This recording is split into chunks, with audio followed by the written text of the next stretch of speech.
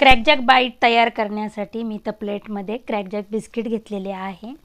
आता त्याच्यावर आपण बारीक चिरलेला कांदा,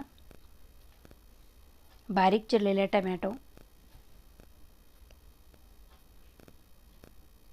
बारीक चिरलेली काकडी, कोथिंबीर,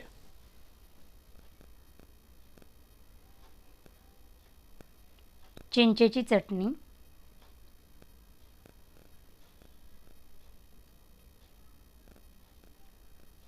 बारीक शेव,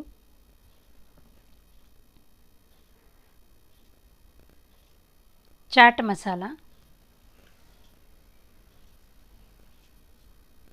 धणे पावडर, एकदम किंचित लाल तिखट टाकले की आपले क्रॅकजॅक बाईट तयार।